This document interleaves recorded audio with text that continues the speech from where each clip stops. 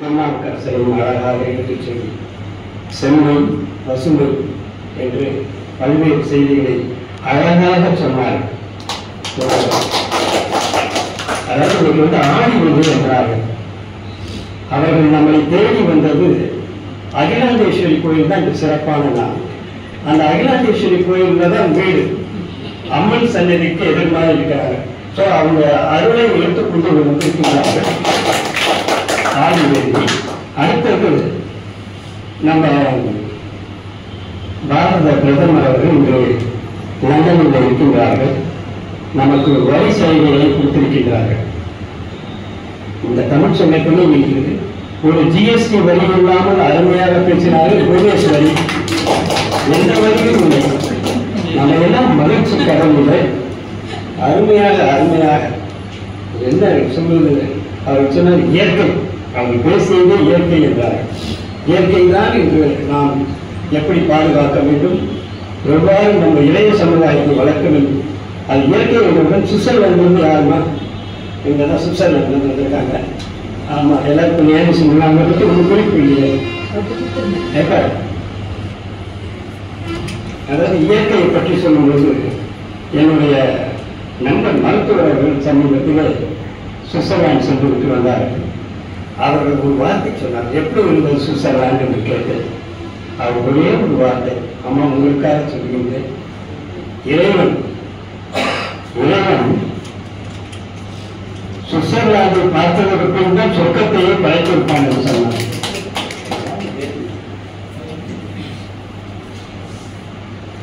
அவர் சொல்ற இறைவனே அந்த சுவிட்சர்லாந்தை பார்த்ததற்கு பின்னால் சொர்க்கத்தை அமைத்து பண்ணோம். அப்படி ஒரு பார்க்க வேண்டிய ஒரு நாடு அங்கிருந்து. அதனால ஒரு பசுமையா இருக்கு, வெளியில ஆடிக்காட்டு, நம்ம அளவு குழுமையா இருக்கின்றது. காரணம் சுவிட்சர்லாந்து ஒரு பக்கம் லண்டன் நம்ம இருக்கிறார்.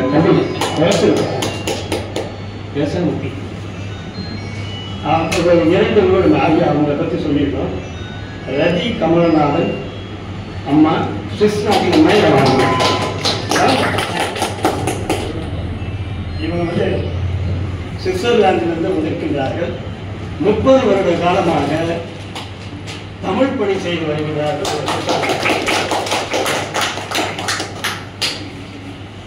தமிழ் பள்ளியில் தலைமை ஆசிரியர்கள், அமெரிக்க தொலைக்காட்சி முத்தமிழ் இலக்கிய பேரவையின் இணை ஒருங்கிணைப்பாளர், லண்டன் தமிழ் பள்ளியில் ஆலோசகராக இருக்கின்றார்கள்.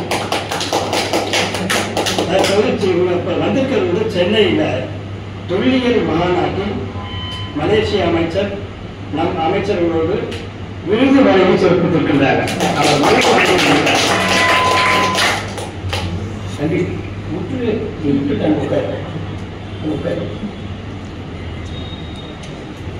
இதெல்லாம் தமிழ வழக்குல தமிழ் வழக்கம் சாதாரண இல்லை. எல்லாம் முழுக்க பேசுவாங்க, சத்தம் வரும். இதை மீறி நாம் தமிழை வளர்க்க வேண்டும்.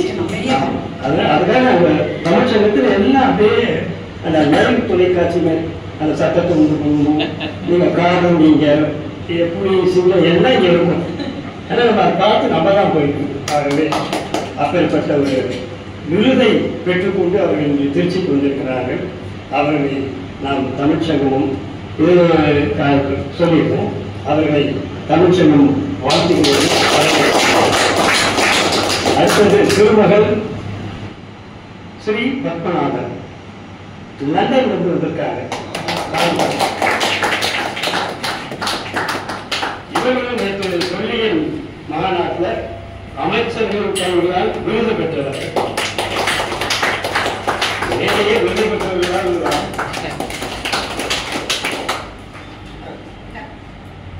பெரிய சிறப்பு. அவங்க வந்து ஏமிச்சினு வணக்கம் சொன்னாங்க. இப்ப நீங்க தான் ஏமிச்சினு வணக்கம் சொல்ல வேண்டிய காரணம் சொல்லிடுறேன். அவங்க லண்டன் பார்லிமெண்டில் பாராளுமன்றத்தில் தமிழ் சான்றோர் விருது பெற்றவர்.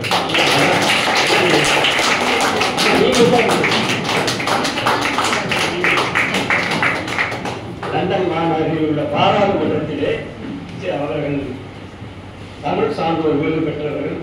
இதற்கெல்லாம் காரணம் இன்று மங்களமான நாடு அல்லவா, ஆடி மாதம் இவர்கள் அழைத்தவர்கள் மண்டலம் வேறு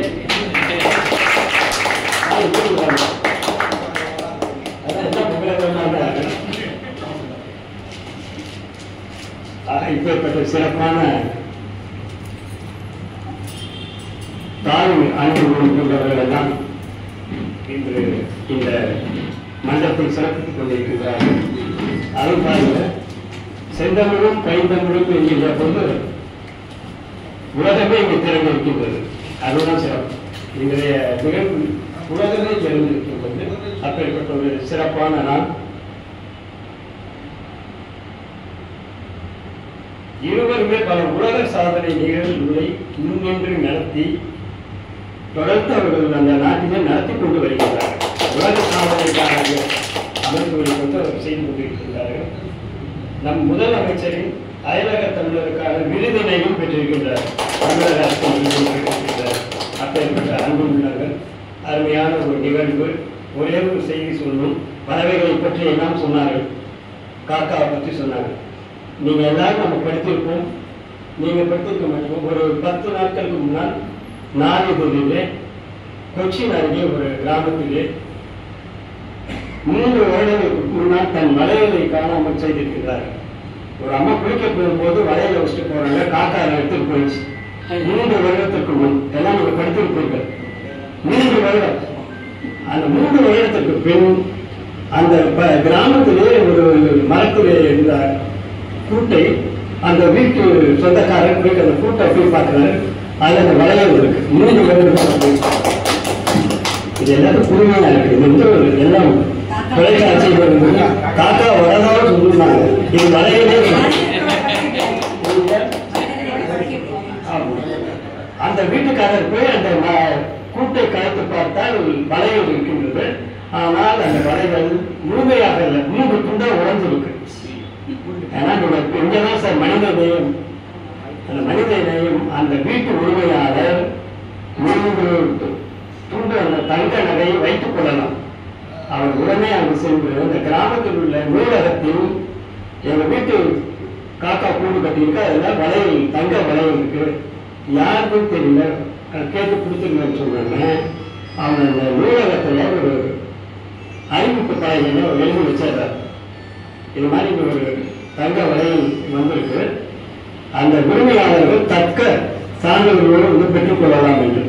இதை படித்துவிட்டு அந்த பெண்மணி 3 வருடங்களுக்கு முன்னால் அந்த எதை இழந்தார்களோ அவர்கள் தக்க அந்த அவங்களுக்கு அந்த ஒரு சிறப்பு என்னன்னா, இனிமேல் நகை வாங்கினா பில்லை பத்திரமா வச்சுக்கணும்.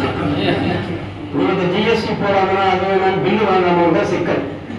இல்லாட்டி ஒரு ராஜேஸ்வரி வரணும், இல்லாட்டி யாராவது கூட இருக்கணும். அது என்ன பாருங்க, அந்த பில்லையும் காட்டுறாங்க. அவங்க அந்த புகைப்படங்கள் இருக்கும்போது அந்த நகை தேர்வதையும் காமித்து 3 வருடங்களுக்கு ஒரு காக்காவால் காக்கா மனிதர்கள் அல்ல, காக்கா வந்து அந்த நகையை மீண்டும் பெற்றுக் கொண்டார்கள். ஆகவே இயற்கை இது இயற்கை ஏன் கேரளாவில் நடந்துச்சு, அது இயற்கை நல்லா இருக்கிறது. அது வந்து கடவுளின் தேசம் என்று அழைப்பார்கள் கேரளா. ஆகவே பசுமையாக இருக்க வேண்டும், எண்ணமும் பசுமையாக இருக்க வேண்டும், உள்ளமும் பசுமையாக இருக்க வேண்டும் என்று கூறிக்கொண்டு ஒரு அருமையான மாலை பொழுதை அருமையாக சொன்னாங்க அம்மா ராஜேஸ்வரி அம்மா அவர்களுக்கு. புவனேஸ்வரி அம்மா இந்த வரியோட எல்லா வரியும்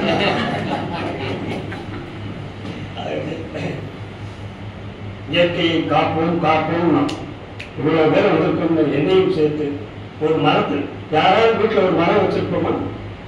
ஆகவே நாளைக்கு என்ன ராஜேந்திரன் இப்படி நீங்க தான் நாளைக்கு முதல்ல சமயப்படுத்தி ஒரு சின்ன செடியையாவது வைக்க வேண்டும். நாம் யாராவது ஒருத்தர் ஒரு செடி ஆகவே அதை வளர்த்தாங்க பசுமையை காப்பாற்றணும். ஆகவே நாம் இன்றும் தான் மனதில் ஒரு உறுதி எடுத்துக்கொள்ளும், எங்க பார்த்தாலும் பசுமையாக இருக்க வேண்டும் என்று கேட்டுக்கொண்டு ஒரு அருமையான மாலை பொழுது நாங்கள் நினைத்து பார்க்கவில்லை. இந்த செந்தமிழும் பைந்தமிழ் இவ்வளவு சிறப்பாக நடைபெறுகிறது. ஒரு பக்கம் கண்டன், ஒரு பக்கம் மாலக்காரன், பக்கம் திருவானைக்காரன், காவிரிக்கு நடுவில் இந்த பக்கம் அந்த பக்கம் போல மகளிர் இதற்கெல்லாம் செயலாக